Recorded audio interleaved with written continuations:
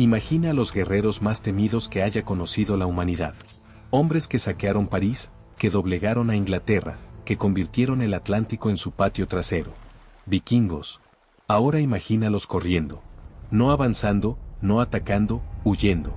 Corriendo desesperados entre árboles desconocidos, con flechas silbándoles junto a la cabeza, mientras sombras se mueven entre la maleza como fantasmas. ¿De quién huían? No de un ejército imperial. No de caballeros con armadura.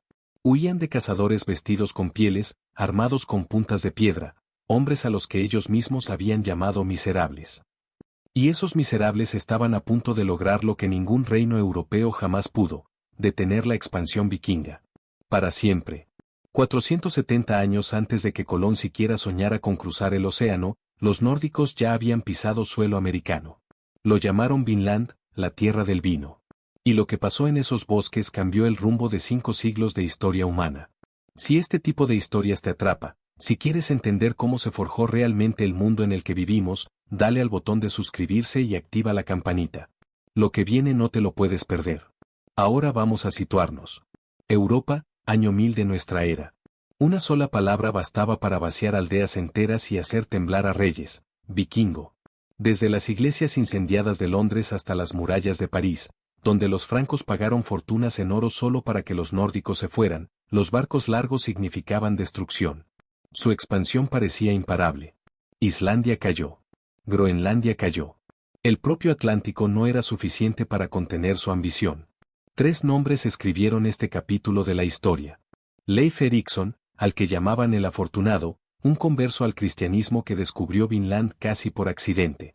Su hermano Thorvald, un brazo de hierro sediento de gloria que necesitaba igualar la fama de su hermano mayor. Y Thorfinn Karlsefni, un príncipe mercader que donde otros veían uvas silvestres, él veía oro. Vinland lo tenía todo. Madera para construir barcos, algo de lo que Groenlandia carecía por completo. Uvas para producir vino, un bien que en la Europa medieval valía más que la plata. Tierra fértil para sembrar. Casa abundante. Depósitos de hierro en los pantanos. Comparado con la prisión helada de Groenlandia, aquello era el paraíso. Las sagas describían mariposas tan densas como copos de nieve, salmones que prácticamente saltaban solos a las redes, inviernos tan suaves como la primavera noruega. La mentalidad vikinga exigía expansión. Sus dioses premiaban a los audaces. Cada generación debía reclamar nuevas tierras o enfrentar la vergüenza. Los hijos menores necesitaban reinos. Los barcos necesitaban madera. La gente necesitaba comida. Establecer colonias permanentes en Vinland aseguraría el dominio nórdico durante siglos. Fracasar significaba que la propia Groenlandia podría marchitarse y morir. Pero había algo que los vikingos no sabían. No estaban llegando a un territorio vacío. Los nativos llevaban tiempo observándolos. Desde los bordes del bosque, habían estudiado sus herramientas de hierro, habían contado sus números, habían memorizado sus rutinas. Donde los vikingos veían naturaleza salvaje sin dueño, los nativos veían su hogar amenazado. 2 visiones del mundo a punto de chocar con una fuerza devastadora. Y aquí es donde todo se complica para los nórdicos. Cada ventaja táctica que habían perfeccionado durante generaciones se volvía inútil en este nuevo escenario. Sus formaciones de muro de escudos necesitaban campo abierto, pero aquí solo había árboles y maleza. Su armadura, diseñada para resistir espadas y lanzas en combate cuerpo a cuerpo, se convertía en un lastre que los hacía lentos y torpes entre la vegetación. Su reputación, esa aura de terror que los precedía desde Irlanda hasta Rusia, aquí no significaba absolutamente nada. Los nativos nunca habían oído un nombre nórdico. No les temían. Y lo más importante, los vikingos no tenían ninguna experiencia en guerra de bosque. Emboscadas, tácticas de guerrilla, ataques relámpago y desaparición. Nada de eso estaba en su manual. Habían entrado en un terreno donde cada regla que conocían estaba equivocada. Donde la armadura era una carga. Donde las formaciones eran blancos. Donde la valentía ciega era una sentencia de muerte. El primer contacto registrado fue brutal. Los vikingos descubrieron a 9 nativos durmiendo bajo canoas volcadas. Mataron a 8 antes de que pudieran levantarse. Uno escapó hacia el bosque. Ese único superviviente lo cambió todo.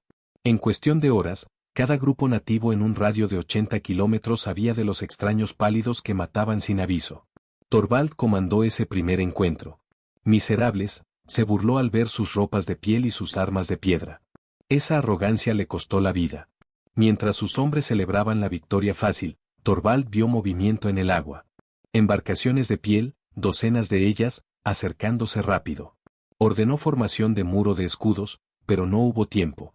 La flecha llegó de la nada. Las sagas posteriores la describen como guiada por el destino mismo. Se curvó alrededor del escudo de Torvald, encontrando el hueco bajo su brazo donde la armadura no podía proteger. Una punta de piedra tallada por manos que los nórdicos consideraban primitivas derribó al hijo de Eric el Rojo. He encontrado una buena tierra, aunque poco la disfrutaré, murmuró. En cuestión de horas, estaba muerto. Esa muerte cambió las reglas del juego. Donde los vikingos esperaban una conquista sencilla, encontraron resistencia feroz. Los nativos habían pasado generaciones perfeccionando la guerra en el bosque.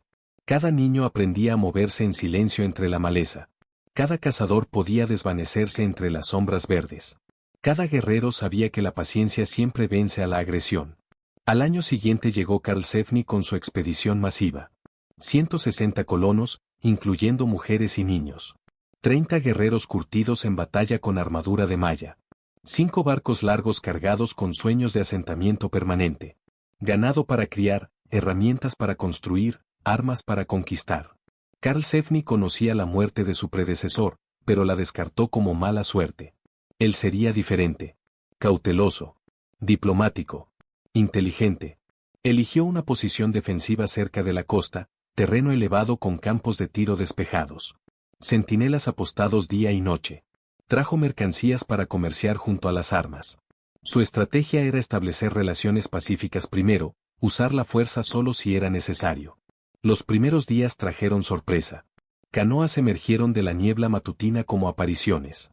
Los vikingos corrieron por sus armas, escudos arriba, flechas preparadas. Pero los nativos no atacaron. Se quedaron mirando. Ambos bandos congelados en una evaluación mutua. Luego, tan silenciosamente como aparecieron, las canoas se retiraron. Al tercer día, los nativos regresaron con pieles. El lenguaje universal del comercio. Karlsefni tomó lo que parecía una decisión brillante, ofreció leche del ganado que habían traído. Los nativos nunca habían probado algo así. Su asombro ante ese extraño líquido blanco rompió la tensión. La desconfianza dio paso a un intercambio cauteloso. Pieles que valían fortunas en mercados europeos a cambio de leche y tela roja. Por un momento frágil, la historia se inclinó hacia la paz. Pero entonces ocurrió lo que siempre ocurre cuando dos mundos chocan sin entenderse. Un joven nativo, fascinado por el acero vikingo, extendió la mano hacia un hacha. Su peso, su equilibrio, su filo, una perfección completamente ajena para alguien que solo conocía la piedra. Un vikingo se movió para detenerlo. Manos se agarraron. La lucha duró segundos. El hacha cayó. La sangre salpicó las mercancías. ¿Sangre de quién? Las sagas difieren. Vikinga o nativa. Accidente o ataque. Lo que importa es esto, la confianza murió en ese instante. Los nativos desaparecieron en el bosque como tragados por la tierra. Detrás dejaron un cadáver y una paz hecha pedazos. La leche de la amistad se convirtió en el veneno de la guerra. Lo que siguió fue guerra psicológica en estado puro. Los nativos desaparecieron por completo. Ninguno apareció durante días. Las patrullas vikingas no encontraban nada más que silencio. Cada rama que crujía se convertía en un enemigo. Cada canto de pájaro podía ser una señal de ataque. El sueño llegaba a medias. Los nervios se destrozaban. Guerreros que habían reído ante la muerte ahora saltaban con las sombras. La espera misma se convirtió en un arma. Pero el bosque no estaba vacío. Las patrullas encontraban señales para quien supiera leerlas. Flechas rotas dejadas deliberadamente en los senderos. Huellas que aparecían y se desvanecían como si la tierra misma las tragara. Marcas frescas en los árboles, contando el número de vikingos o señalando rutas de ataque. La evidencia se acumulaba. Estaban rodeados por un enemigo invisible. Cuando llegó el quinto amanecer, los centinelas notaron algo imposible. El borde del bosque, claramente visible momentos antes, parecía más cerca. No se movía. Simplemente estaba más cerca. Entonces comprendieron la verdad. No era el bosque lo que avanzaba. Eran los que salían de él. Cientos de embarcaciones de piel se materializaron desde ensenadas ocultas. Se movían en coordinación perfecta. Sin gritos de guerra, sin cuernos, solo un avance silencioso y disciplinado. Los vikingos habían esperado cargas salvajes como las de los enemigos europeos. Ese avance metódico les heló la sangre más que cualquier furia de batalla. Entonces el amanecer estalló en caos. Las canoas barrieron desde 3 direcciones simultáneas. Aproximación oceánica, flanqueo por el río, emergencia desde el bosque. Los vikingos contaron 30 embarcaciones, luego 50, luego dejaron de contar. Cada una llevaba entre 5 y 8 guerreros. Las matemáticas se volvieron aterradoras. 300 atacantes como mínimo contra 30 vikingos con armadura y 130 colonos. La primera descarga oscureció el cielo matutino. Los vikingos levantaron escudos por instinto, formando el muro que jamás les había fallado. Pero entonces la física se torció. Las flechas comenzaron a curvarse por encima de los escudos. Los nativos usaban arcos más cortos, disparando en trayectorias altas. Las flechas caían desde arriba, encontrando los huecos entre escudos y cascos. Un vikingo gritó con una flecha atravesándole el pie. Otro se ahogó con una punta clavada en el cuello, justo en la abertura de la armadura. El muro indestructible empezó a resquebrajarse. Luego vinieron las retiradas falsas. Un grupo cargaba contra las líneas vikingas lanzando tomahawks y huía hacia el bosque. Los vikingos jóvenes, con la sangre hirviendo por la furia del combate, perseguían. La trampa se cerraba al instante. 20 nativos se convertían en 60 cuando guerreros ocultos se levantaban de la maleza. Los vikingos que habían perseguido se encontraban rodeados, aislados, condenados. En el combate cerrado dentro del bosque, las hachas vikingas de mango largo se enganchaban en las ramas. La armadura pesada los agotaba. Mientras tanto, los nativos se movían por el terreno familiar como peces en el agua, con los tomahawks encontrando cada hueco en la armadura. Arqueros apostados en las copas de los árboles disparaban flechas directamente hacia abajo, desde un ángulo contra el que los escudos no podían proteger. Los vikingos jamás habían concebido tácticas de combate tridimensional. En la primera hora, 8 vikingos muertos, 12 heridos. Solo 4 bajas nativas confirmadas. La ventaja tecnológica no significaba nada. Entonces llegó el momento que debería haber cambiado el curso de la batalla, y lo hizo, pero no como nadie esperaba. El toro de Karlsefni, traído como ganado reproductor, se soltó de su corral. La bestia, enloquecida por los sonidos del combate y el olor a sangre, cargó a través de la zona de batalla. Para los vikingos, era ganado. Para los nativos, que jamás habían visto una res, aquello era un demonio. El impacto psicológico fue instantáneo y devastador. Guerreros que habían enfrentado a vikingos armados sin pestañear huyeron de ese monstruo que bramaba. Sus cuernos engancharon a un guerrero y lo lanzaron por los aires como una muñeca.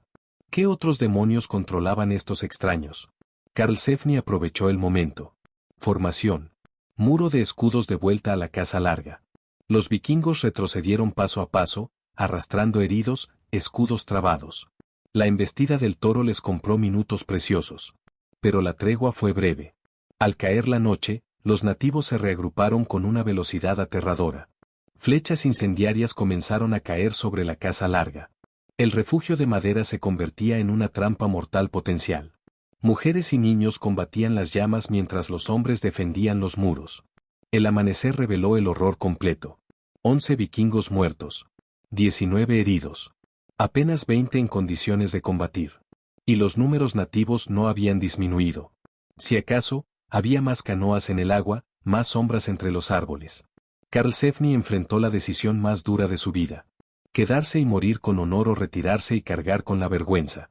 Pero la vergüenza no le importa a los muertos. Y allí no solo había guerreros. Había mujeres. Había niños. El príncipe mercader demostró su sabiduría. A los barcos. La orden que salvó vidas nórdicas pero enterró los sueños nórdicos. La retirada se convirtió en una marcha de combate. Los vikingos formaron un cuadro hueco con los civiles en el centro, abriéndose camino hacia la playa. Cada paso costaba sangre. Los 100 metros hasta los barcos se sintieron como kilómetros. Hombres que habían conquistado la mitad de Europa corrían de los que habían llamado miserables. 5 vikingos se ofrecieron como retaguardia. Sabían qué significaba la muerte. Se mantuvieron escudo contra escudo, comprando tiempo con sus vidas. Mientras los barcos largos se alejaban de playas empapadas en sangre, la última flecha silbó desde la línea de árboles y alcanzó al timonel en la garganta. Incluso escapando, la muerte lo seguía. El mensaje era inequívoco. No vuelvan. Nunca. Ideología expansionista, presión demográfica. Deberían haber ganado. Cada ventaja material los favorecía. Sin embargo, no solo perdieron. Fueron derrotados tan rotundamente que no lo intentaron nunca más. Toda su cultura, construida sobre la expansión, aceptó un límite. Porque la guerra no se trata solo de armas. Se trata de voluntad, de conocimiento, de adaptación. Los nativos poseían lo que los vikingos no podían comprar ni forjar, una unión perfecta entre el guerrero y su tierra. Cada árbol era un aliado. Cada sombra ofrecía ventaja. No puedes conquistar a un pueblo que es la tierra que defiende. En esos bosques, 300 guerreros nativos lograron lo que ningún ejército europeo pudo. Detuvieron a los vikingos en seco. La piedra venció al acero.